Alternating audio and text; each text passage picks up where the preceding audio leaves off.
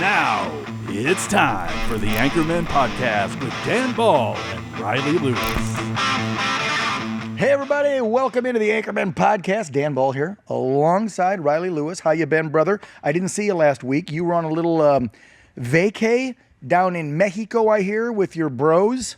I was. Is that what you were doing? Yes. You were with the bros. Yes. It was a bro summer, but it wasn't summer. Yeah, but it was fantastic.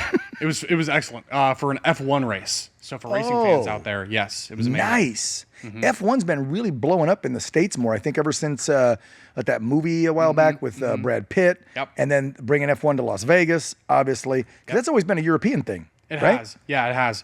And it's still not, I mean, it's not mainstream yet in America like football or basketball, but it's growing. It's growing. Pretty sweet. Got to have Neil's nerves of steel. I mean, if you like NASCAR or, IndyCar racing, like any kind of racing, you're going to like it. So you don't have to be into the nitty-gritty of F1 to get it. Even if you just like cool cars, you're going to like it. If you're a dude and you like smelling gasoline and horsepower and really fast stuff, F1's cool. That's right. I agree. Absolutely. I agree. All right. But it will change your life. I mean, it is insane. Seeing those cars and the drivers, I mean, these are the best drivers on the face of the earth. Like, no question about that. Watch it. You're going to upset some NASCAR people. I'm sure, but the courses they're navigating, you're driving 200 miles an hour with just no tread on your tires. They've got curves and all kinds of stuff, and NASCAR is not that it's not dangerous with the banks and the speed, but you are right. I mean, their courses are, and they're in towns. Yes. I've seen some of their courses over in Europe. They're on dinky little roads. You'll see them slide off into a prairie or something, right? They smash an old cobblestone wall that's been there 1,000 years and go out into a field or something. Well, because your tires have zero tread on them. So so if there's even just a little bit of dirt or a little bit of water on the track, you could lose the whole car. Everything has to go exactly right. This was you went for a birthday party? You went for a what? What was bachelor party. Oh, a bachelor party. Yeah. Right on. So we spent 3 days just eating food, exploring Mexico City. I got to see a lucha libre match. And you were safe. You were okay in Mexico City. Because, the warning flags have gone up since Trump's been targeting the cartels, where the cartels are making threats against Americans who are visiting Mexico. So, I mean, I can only speak to my experience, but I was welcomed. They were very nice to us as American tourists. Well, I would hope in Mexico City, even though a lot of their public officials and military leadership and police leadership, you name it, are corrupt because they're bought and paid for, or they're threatened by the cartels. Sure. I would hope at least where they have their dignitaries and top brass and whatever in their capital city, it's somewhat safe. Yeah, and it's a pretty international city. You have people from all over the world coming from F1. You have companies, including from this country, who have field offices in Mexico City. You've got tons of people there. It's very safe. The subways were fine. The buses were fine. The Ubers were fine. The restaurants were fine. I felt safer in Mexico City than I felt in places like Los Angeles, San Francisco. You're also noting radical blue cities that have allowed criminals to run free the last few years. So I am, yeah. I mean, to a degree, it's almost like let's just say they're not putting deodorant behind lock and key in Mexico City. They're doing that in SF. So you tell me, man. Well, and to a degree, the cartels probably keep some people in check and in line. Otherwise, they'll, kind of like the old days when people would say, oh, the mob in the old days would actually keep communities or whatever kind of safe. Yeah, while they were muscling people and, moving drugs and prostitution and gambling rackets and whatever else. But they would also hand out stuff at Thanksgiving and tell people to keep the community safe. If they heard about a pervert messing with kids, they'd go beat him up. I mean, it's kind of like the cartel in Mexico, right? To a degree. Yes. You step out of line, they also kill you.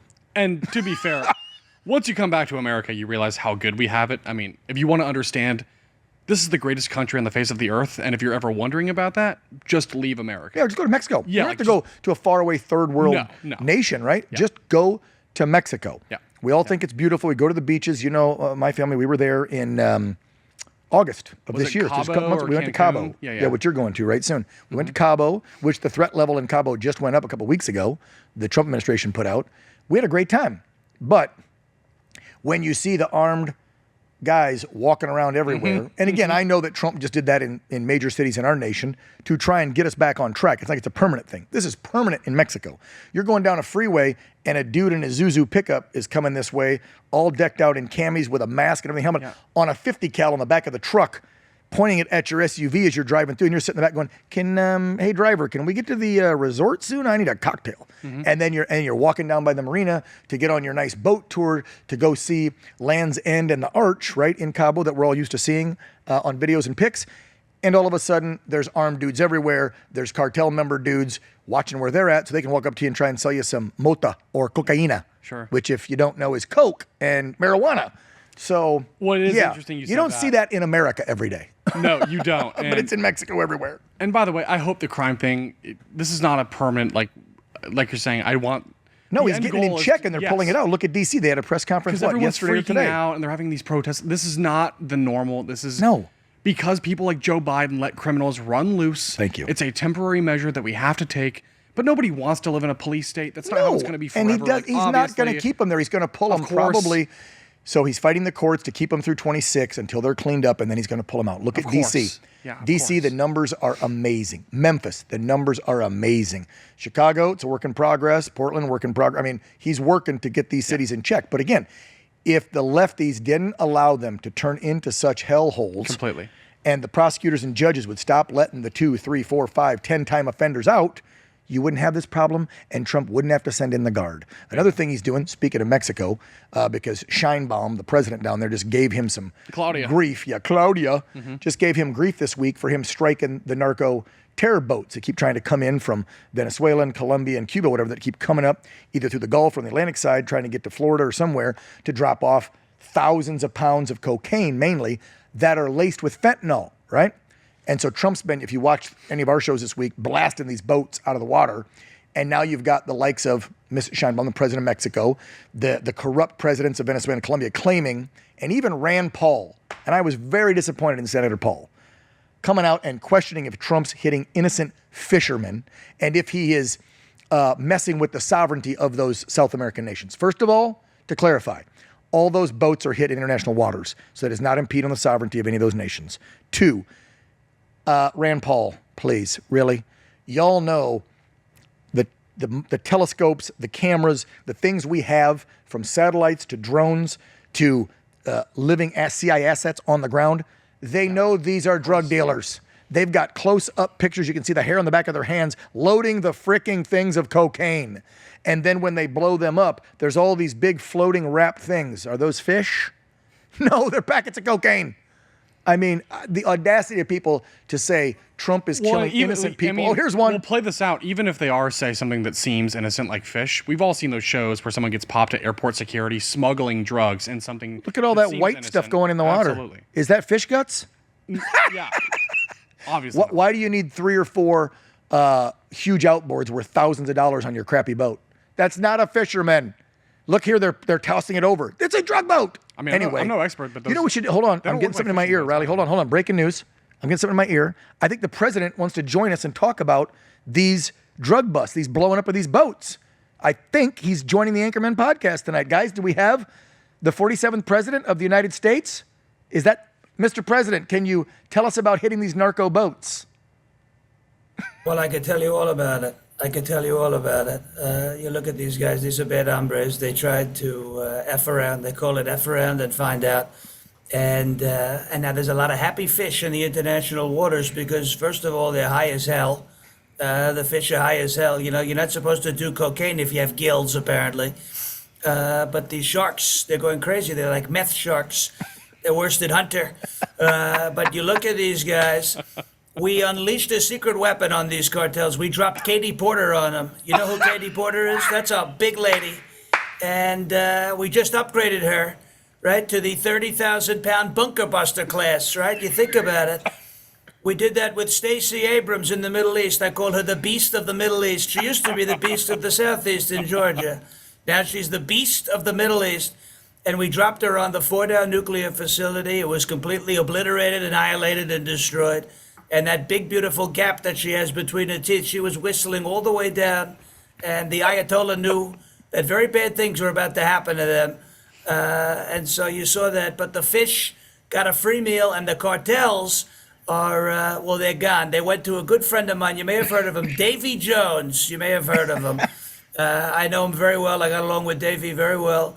And we sent those nasty bad hombres in the cartels down to Davy Jones' locker, which is somewhere you don't want to be. So we're a safer country because of that, though, I can tell you that. Ladies and gentlemen, our good friend, Sean Farash. If you don't know what Shawn does, I think he just in a few minutes explained it for you. He's one of the, is that not good? I mean, there's dudes that like look more like the Prez and they get the suit on and they put the fake hair and they look like him, but the diction and the voicing and the style isn't there, right? Yep. I mean, Shawn may not look like him, but he's got the voice down. Wow. Shawn, welcome to the Anchormen Podcast. How you been, brother?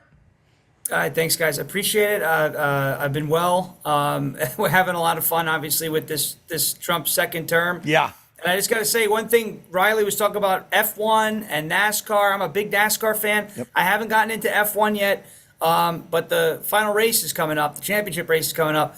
And I hope to see William Byron take it home. He's the 24. So I've been a 24 fan for a good portion of my life. So hopefully we see some good results on Sunday. Amen. Wow. I got to get with it. You do, man. You do. I don't watch F1. I don't watch NASCAR. Now, I've been to NASCAR because I grew up in Ohio, and it was only about less than an hour to get up to MIS, Michigan International Speedway. Right. So, matter of fact, I just drove by it Labor Day when I was home seeing family. Yeah. Went right past her. She's all built up and beautiful. Well, so, to Sean's point, it's the thrill comes from just how competitive it is. And for perspective, the difference between, you've got maybe 20 drivers on a track, the difference sometimes between first place and last in a qualifier comes down to less than 1 second. wow. This is insanely competitive racing. Right, that's different. NASCAR's got a bigger gap on the timing, I would assume. You've never seen anything that close. All right, I'll give it to you. I'll start watching. You've sold me. It's like on a track, time, you're in a time warp. 1/10 of a second is an eternity on a racetrack in F1. Is he selling it to you, Shawn? Are you sold now? I mean, I love NASCAR. I got into it at a young age. I haven't, I've been to the American sports, right? So like it's NASCAR, it's football, it's MLB. Totally. When you start talking about F1, I'm like, all right, maybe. Right. It's definitely competitive. F1, soccer, rugby. People that's not talk very to me American. about soccer, and I'm like, soccer is one of those sports that like it's the world's biggest sport. I'm like, yeah, but they're fairies on a field flopping like LeBron James on a basketball court when someone gives them a dirty look. I can't take it. I can't take it. What am I watching now? These are great athletes. You know what? No matter what sport you play, you're generally a world-class athlete, I would say. Even these guys who drive cars, right? These NASCAR drivers, they're sitting in these cars 100, 110, 120, 130 degrees. Yes. They're pulling G's going around the track, for 500 miles. Hours? I can't drive down the road. I can't get down the road to the supermarket without having to go to the bathroom. I could not imagine going 500 miles in a circle and 100 and some odd degrees. People think it's like you're sitting in your car, you got the AC on, you're listening to your favorite song. That is not competitive auto racing is. No, we got to give it. That's nerves of steel. That 200 miles an hour going in those upbankments that are like this angle, other cars next to you rubbin's racing, where you could lose it and be dead, fiery blast in a second. So they definitely got guts. But I will say this, as you mentioned, Shawn, soccer's the biggest game out there. It is. And the World Cup, President Trump has brought now to cities around this nation next year. So, Mr. President, would you like to tell us about World Cup coming to the United States, Mr. President? Well, I think I'm going to impeach myself for bringing soccer to the United States. I have to say that. I think it's a huge mistake. These are very soft people. These are very weak people. You look at these people. I hear all about Cristiano Ronaldo, and then I see him kick a soccer ball, and he misses the net. And he doesn't do it often, but he missed the net. He would have been fired day one. They said, sir, you can't fire him. I would have fired him day one. You can't miss it. The net is huge. And by the way, nobody has a bigger net than I do. I have the biggest net in the history of the world. But you look at now, it's a good sport. We're very happy about it, the World Cup. And if the United States doesn't win, it's rigged. I can say that. I can tell you, if the United States doesn't win the World Cup, it's completely and totally rigged. So you might as well just cancel the whole thing and give us the trophy, because we're going to take home the entire thing. And if we don't take home the entire thing, we're going to have a lot of problems, right? So we better win. I think we're going to do very well. Can we do something in the back? The next time the president shows up, Shawn, nice to see you again. If you have a pic of POTUS, the next time the president appears, guys in the back, just throw up a pic of POTUS while Shawn is talking with us. just so people get in the mindset and mood. I feel like if you look at Shawn, it might throw him off. But when you, Jeff, if you see 47 and you listen to Shawn, it's freaky.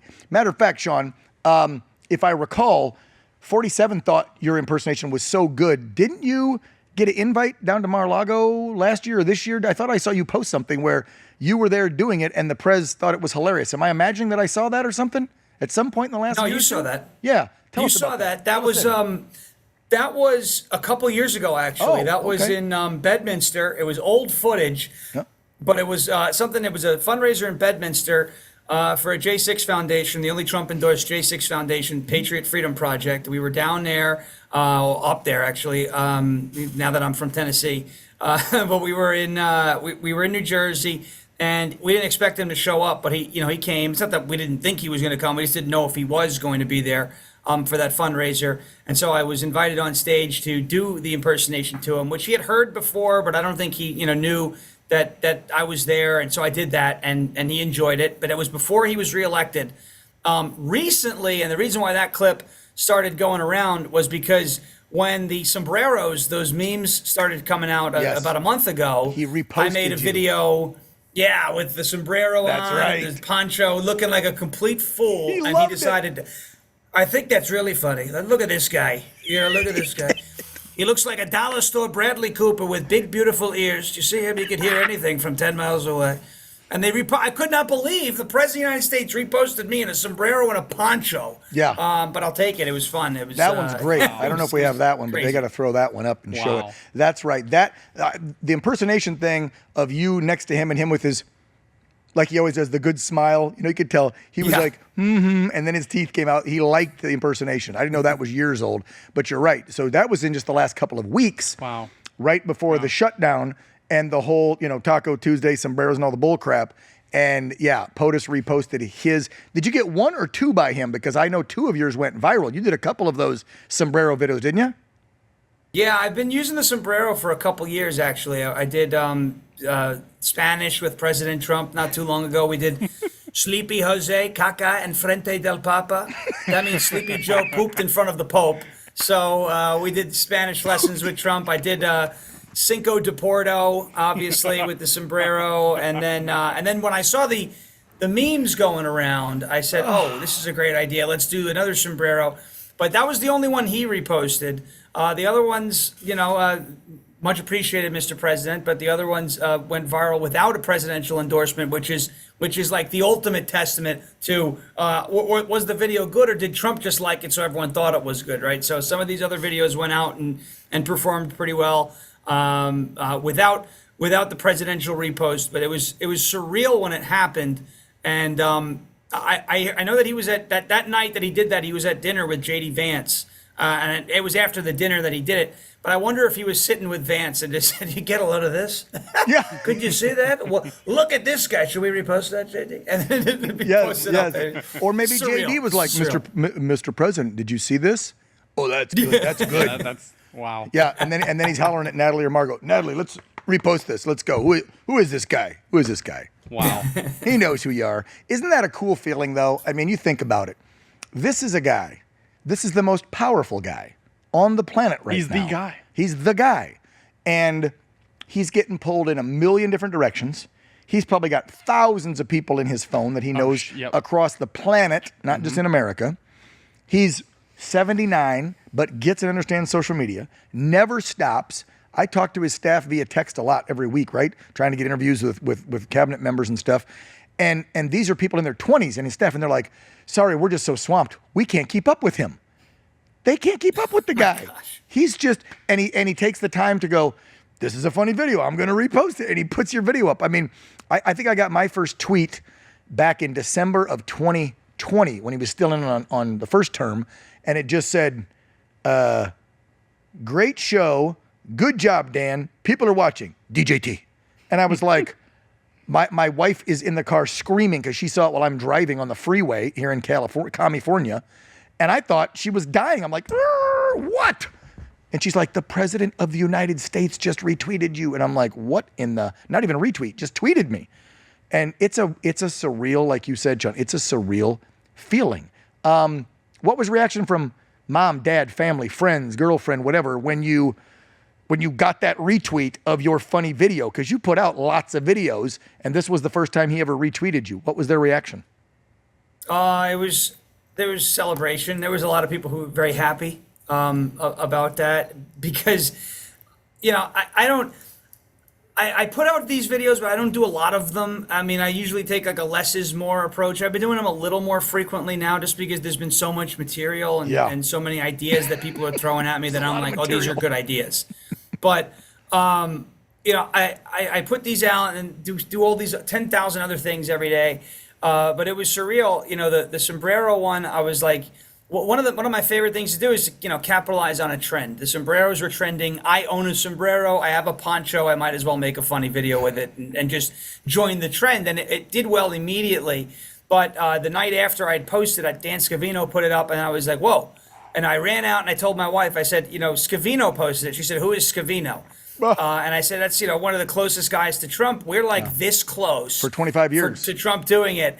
And then Trump, posted it out. And immediately once that happened, I mean, my phone started lighting up. People were like, I can't believe it. I can't believe it. I can't believe it. I couldn't believe it either. Because like you said, this is the president of the United States. He's out there ending wars and trying to deal with shutdowns, doing like, but doesn't that feel good that he's got? But don't you also too? Isn't it nice that he has a sense of humor? Yes. Besides all the serious stuff, trying to stop the killing in Ukraine and the Middle East, trying to get markets stabilized and going up, which they're doing well, trying to do tariff deals, trying to close the border, trying to kill narco-terrorist drug dealers, and oh, by the way, he's got a hell of a sense of humor. He does. Exactly. He still finds the time to enjoy something that makes him laugh and share it with other people, right? Yeah. And like whether it's my videos or some of these other memes that he's been sharing, the thing with Harry Sisson getting poop dropped on him from a fighter jet. The fighter jet. They freaked out over that one, bro. That was hilarious. And Sisson is still on social media like, well, the president shared a meme of me getting pooped on. I'm like, bro, shut up. You're the reason. The left has to understand something. The reason why we love, and so many people love mocking them so much is their reaction. Like the sombrero thing never would have been a thing if Hakeem Jeffries, after the first sombrero video, didn't go on a media tour. He went on CNN, and complain CBS, about it, say it was NBC, racist, and was like, lies. this is racist. That was it. People were like, oh, look at that reaction. I want to make one now. So then other people made one, and then I made one, and it just kept going to the point where like the White House just posted a video now, like a Halloween, of him putting sombreros on Chuck Schumer and Hakeem Jeffries. Like, it's a month long because of them. Like, if they didn't hyperventilate over it and cry about it, it would have just gone away. It would have been a days old thing. Aha, sombreros. Now everyone's still talking about it. It's all because of their reaction. So they're the reason why these memes go viral. It's because they're children about it. Just laugh at yourselves. Like, do what Charlie Kirk did and what J.D. Vance did and what Kristi Noem did and what Pam Bondi did when like South Park or SNL made fun of them. They were like, okay, we own it, right? And that's how you disarm these people. They don't do that. Can I say that? He's right. What is that? The White House posted him in sombreros. I did not see this, but thank you, Shawn, for that. We appreciate the laugh here while Shawn, we're live on the show. I love it. You just have to know, I mean, you see someone, obviously you're very talented and this is a really interesting craft. So I think it's important to understand, like, how did you even get into this? Yeah. What's Sean Farash's background to become a Trump impersonator? I kind of feel like when you and I chatted about it a long time ago, when I first put you on my talk show, when you first started getting popular by doing it, you kind of fell into it, right? Give folks the background. Tell us where you're born and raised, what you were before all this as far as your trade, and how you got into it. Give us the details. Yeah, the origin story is one of my favorite stories to tell. So I was selling DirecTV, the satellite TV. We don't talk about them on this network. Whoa. Don't ever say their name again. Okay. We're not allowed to do that. We don't want to do it. We were selling it back when they did very nice things with you people, but now they're not very nice to you people. But I was selling a certain satellite TV package. There you go. And I was on Long Island. I grew up in New York. I lived on Long Island. And I started to notice, hey, things are starting to get a little more Republican out here, kind of buck the trend of New York. Mm-hmm. But I would have people come up to me when I would be selling. I was selling face to face, and they would say, "Hey, I'm interested, but I need to know if I'm going to be able to keep Fox News." Because they were interested in keeping conservative news, and that was the big one at the time. Mm-hmm. So I would look at these people, and I would say, "I would never take that away from you. I'd never do that.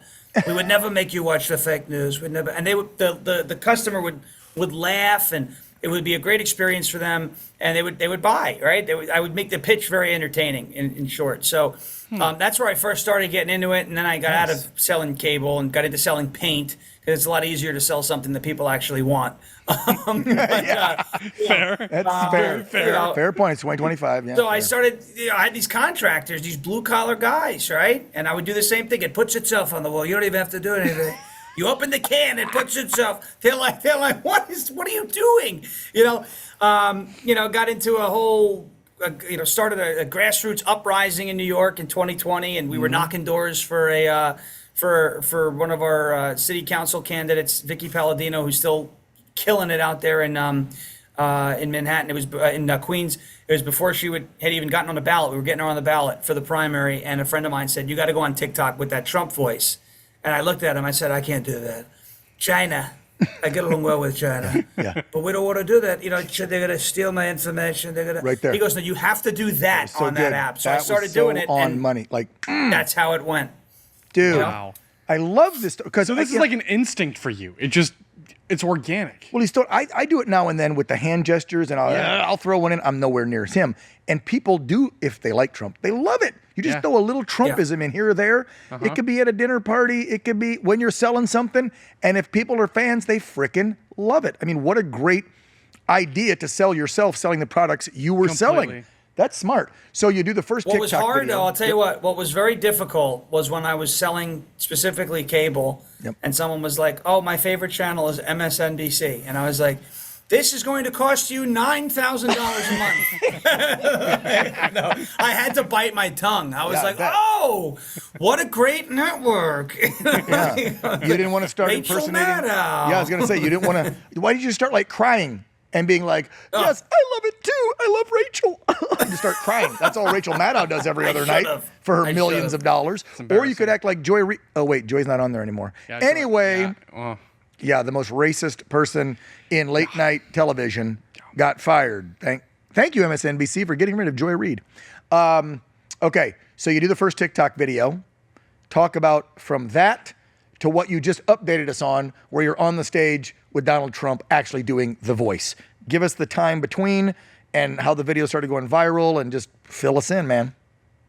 Yeah, so it was just random videos on TikTok that I would go on a TikTok live stream, for example, just fire it up, and I would tell anybody who was watching it, give me some bizarre scenarios that you would like to see Donald Trump in, and they would say, Trump as an airline pilot, Trump as this, Trump as that. And I was like, all right, well, and I would actually start working and writing and kind of figuring out the bits with people, right? Like with folks, and I was like, half the battle is over. I know what they want, right? So we start doing these things and start taking these ideas. And it was also paying attention to the news, like capitalizing again on some of the trends, like when they canceled Dr. Seuss in 2021. I didn't like that. I said, we will not eat green eggs and ham. We will not eat them Lindsey Graham. We will not eat them in South Carolina. We will not eat them with the virus that came from China. We will not eat them with Mitch McConnell. Or that horrible person, Rosie O'Donnell, right? So I was doing writing some rhymes. When you write all this? Are you writing all this stuff? That's me. See, so you got the funny bone. Where's that coming from, bro? Because you were selling crap. Well, paint's good. Anyway, you were selling stuff, and then you're writing comedy sketches and doing them in Trump's voice. That's a big leap from selling cable and paint. So was mom or dad funny bone? Brother, like, where's the funny bone? Did you goof around? Because like when I was a kid, I lived out in Northwest Ohio, town with 4,000 people, plus we were 7 miles out of town in the country. So each neighbor was a mile away at a farmhouse. You as kids had to do stuff to keep yourself occupied. My buddies and I used to listen to the Jerky Boys and then go repeat, and I would do those voices.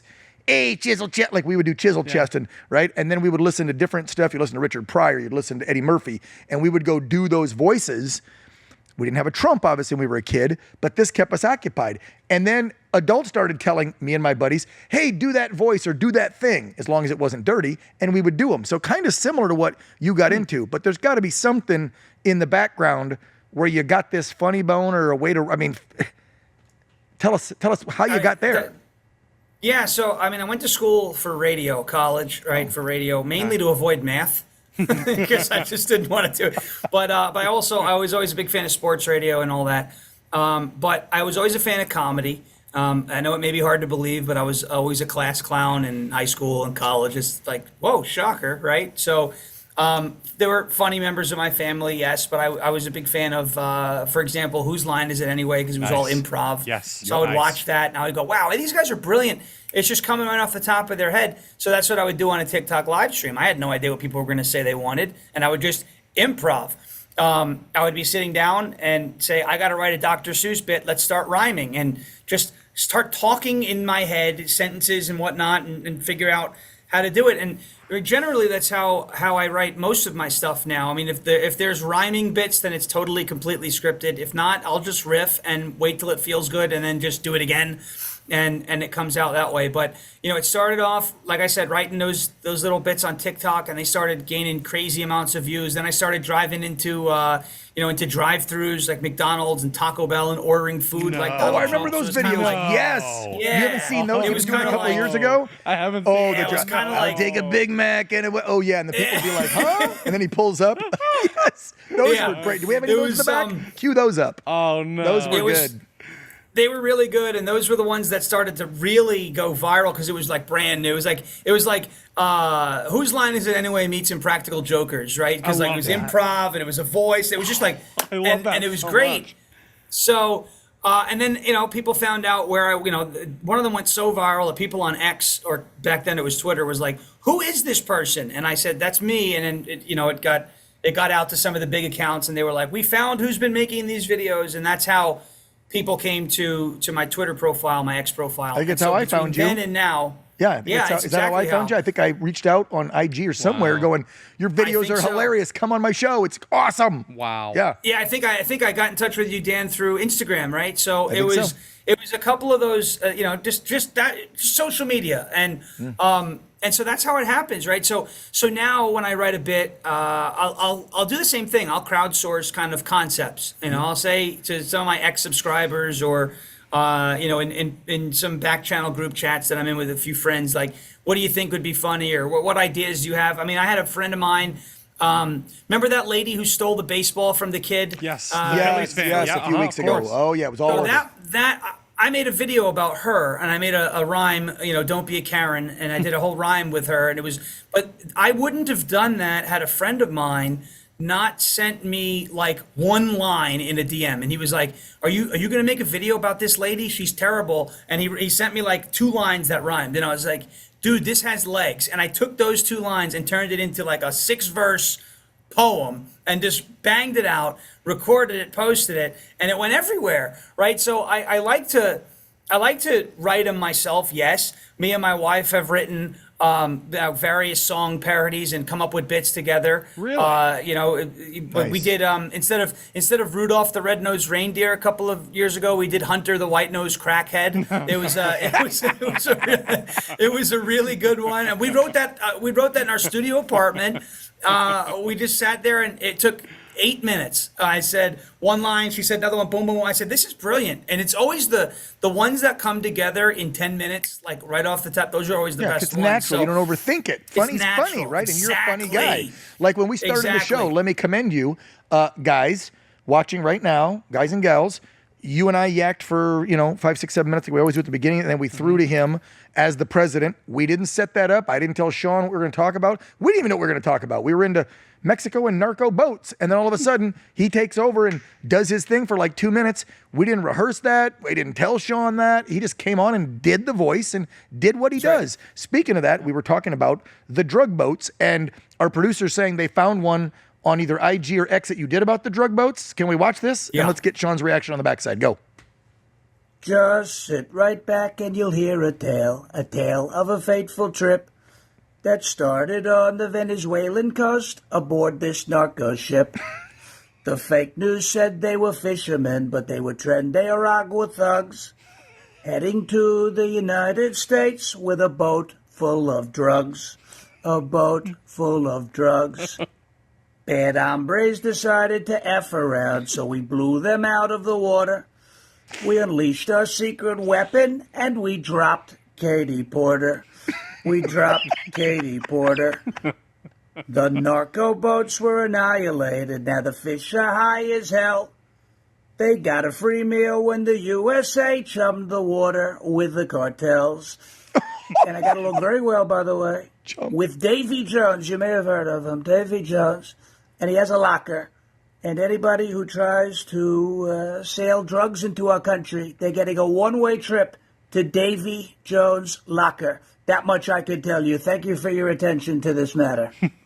You described this earlier, but it's so much better when you see it firsthand and get it. It is, again, if we could just put his face on yours, it is so sellable that that's Trump. You've got the, when he does that between his teeth and through his teeth. Yes, and the normal voice, and then he wants to accent something and he gets that deeper kind of gritty when he does that. You know, I love it. And of course the hand gestures, it's always the wrists are together, right? Yeah. Or if he's sitting, it's always the V and then the this and the, you got it down, brother. How much, I don't know if you study, how much studying did you do of 47 to try and get not only the voice, but the mannerisms down as well?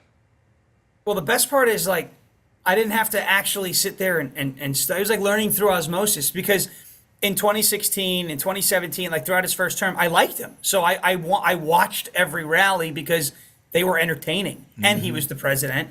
And it was very unlikely that he was going to be president. You know, when you look at how that 2016 election looked beforehand versus, you know, the polling and all of the narratives and everything.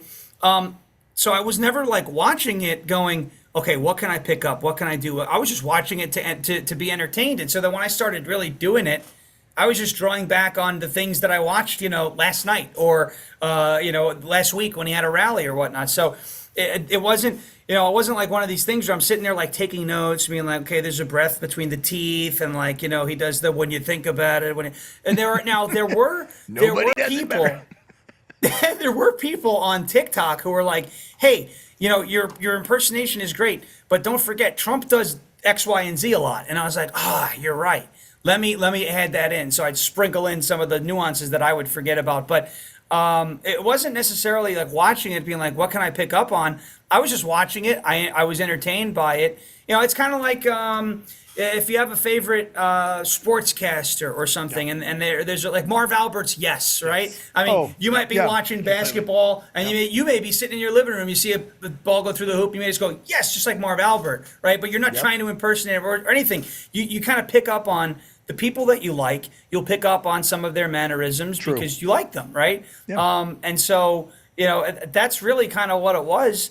And it wasn't necessarily like studying it to a T. It was more or less just I'm from New York, so I have the accent. My voice is raspy because I actually have vocal nodules on my vocal cords that I developed at age 5 because of Rich Kotite and the New York Jets. I've been a Jet season ticket holder up until I moved to Tennessee, screaming at football games because they were so bad, and they still are so bad. So I damaged my vocal cords at a young age. And so now I have this rasp, which allows me to sound like Donald Trump.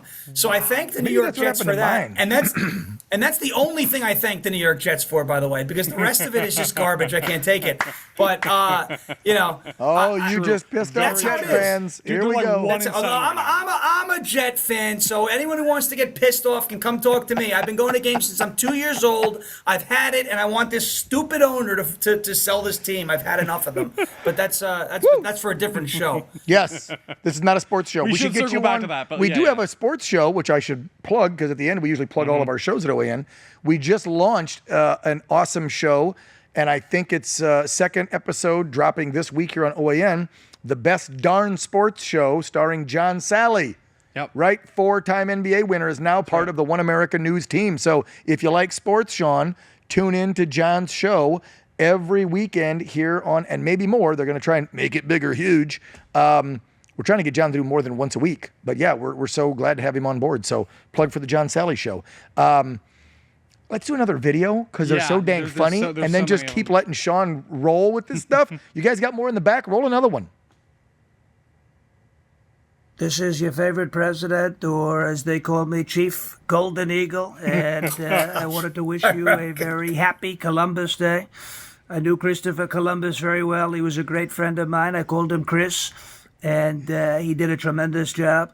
But the radical left-wing crazy Democrats want to call it Indigenous Peoples Day, and I get along very well with the indigenous people. They love me. They call me Chief Golden Eagle. They say, Chief, what are we going to do about these crazy radical left-wing Democrats like Lion Liz Warren? I call her Pocahontas. Chief Spitting Bull. She's a horrible person and a loser. And the only woman who has ever failed a DNA test. Nobody ever thought that was possible, but she failed a DNA test. What a disgrace. Jiggly Belly Pritzker. I call him Chief Eats Too Much. Chief Broken Scale. Every scale he steps on says, ouch, you're hurting me. Please get off. He's a huge guy. He keeps stuffing his face. He's a huge guy and a stupid guy. And Peso Store Obama. Right? You look at him in his sombrero. El Hakimo, Chief Tiny Teepee. He has a very small teepee. I have a huge teepee. Everybody knows about it. He has a tiny teepee. You know what I'm talking about. And he ought to be ashamed of himself. And he is ashamed of himself. Chief Tiny Teepee El Hakimo.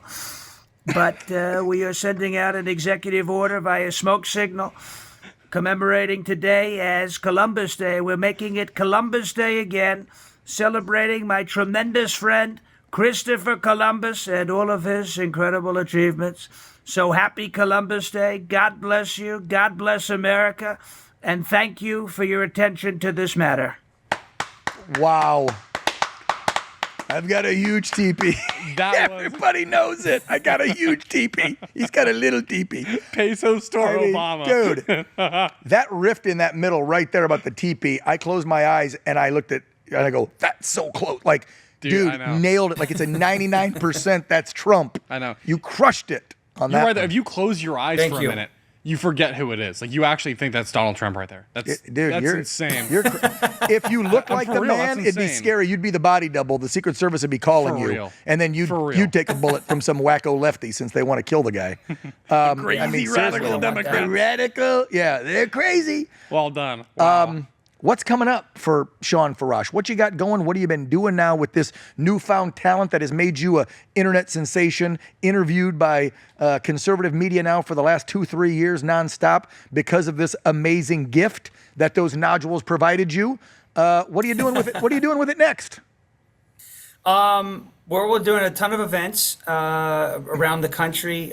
Various Republican parties in different counties have had me up. Some stuff locally as well. But I'm just having fun. And my biggest thing is this, right? I started doing this on TikTok because a friend of mine in the grassroots movement, the Loud Majority, which my friend Kevin Smith still runs on along. We love Kev. He comes on all the time on the network. Kevin. Love Kev. Kevin's great. Good guy. And he's doing an awesome job. He's a really good guy. Yep. He's a Mets fan, so we have sympathy for him there, but he's a great guy. But we were doing that. We were, pounding the pavement with that before my, whole thing went viral. And the selling point, someone who got me on TikTok, was, hey, you may be able to get some eyeballs on what you're doing and swell the numbers of what you guys are doing, because we're looking to win, right? So it's one thing to go and post a video online and get thousands of views and whatever, and if it's monetized and all these things and followers, and that's great.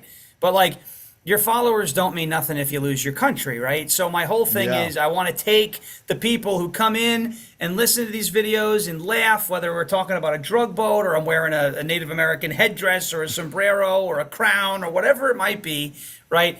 I want to turn those into votes and into wins, right? I want to turn it into something that we can look back on and say, all right, well, dressing up and doing this silly stuff on the internet resulted, maybe not directly, but got people aware of an election coming up or got them involved in some way. Wait, did you say an election or an erection coming up? What'd you say? Oh, we said an election. I thought you were having a Chuck Schumer moment. Because we don't want to be like crying Chuck Schumer who said I did some bad things, right?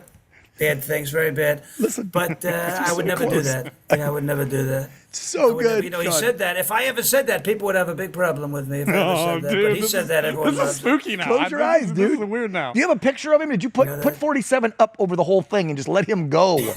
I mean, my goodness. Well, you forget it's an If I was in my if I was in my home studio, I actually have a Trump head on a stick that I could put in front of me. It's really funny. Yeah, you're on the road right now, so thank you for calling in from the hotel. I want one more because we yeah. only got about 5 minutes left, and these things crack me up so much that I don't know. How many you got more back there? What's one of the best ones, recent ones you got in the back, Jared? let's roll one. Our director, roll one. Okay. You're doing a great job. All right, now, can I you have to tell say me when that. it's gonna crash so I could, pull out my money No, with we're you? not going to do it. You have to ask Nancy Pelosi. You have to ask Crazy Nancy. You are a greedy. You have to ask Crazy Nancy. She's not gonna But give we're me.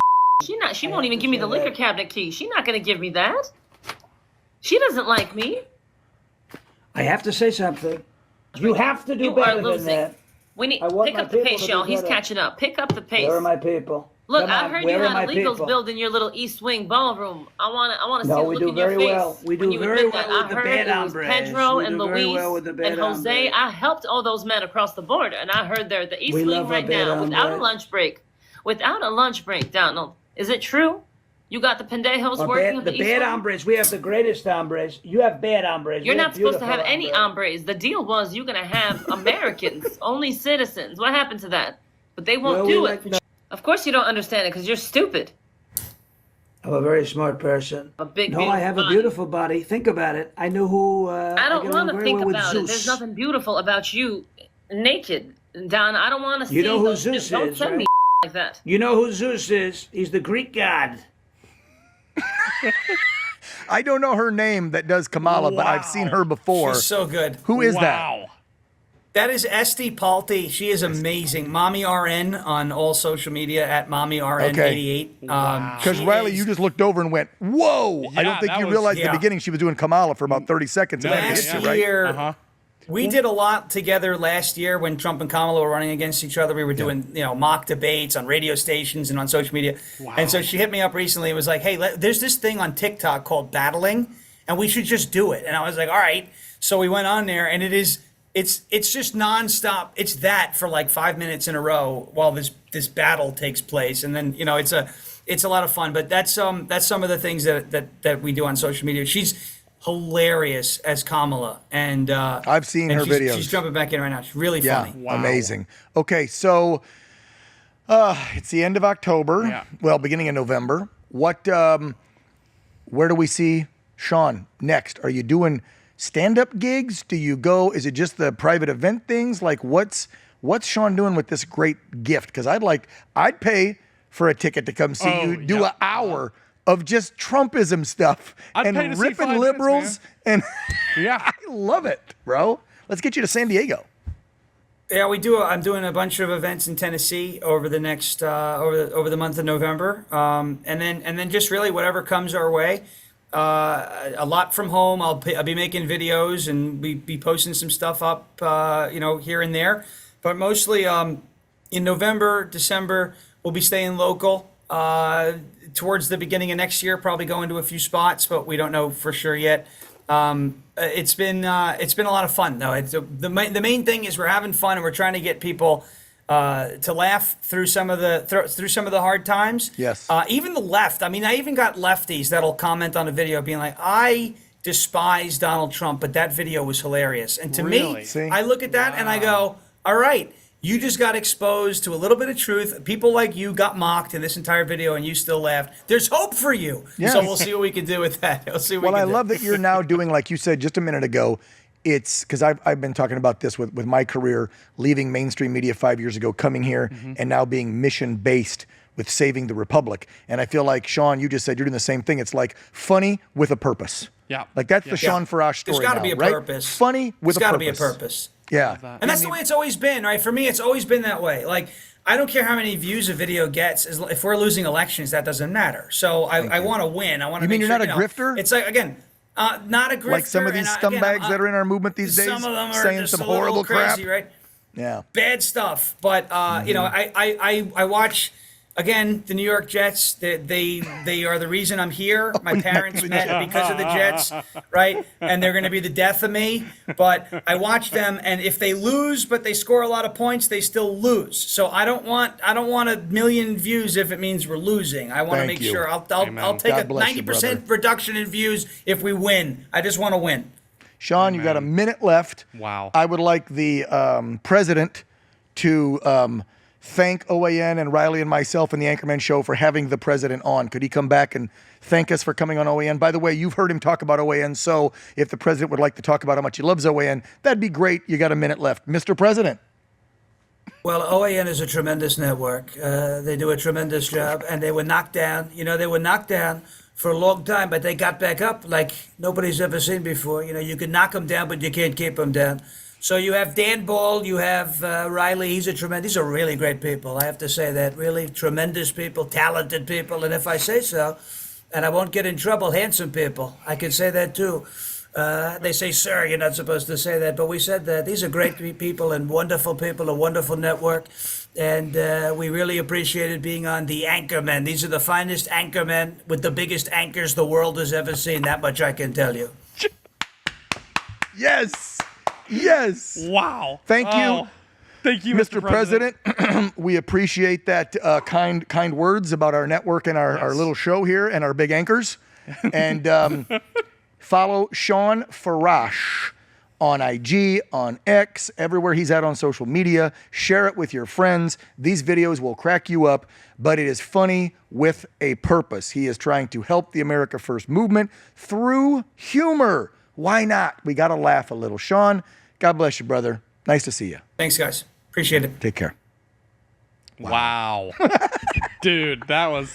Is he not hilarious? I told you, dude. Well, and he's smart and he's sharp and he's on a great mission. And it's interesting. We started talking about Mexico and America and just how amazing this country is. And he's using really good humor to help save it. Yep. So it's just really special what he's doing.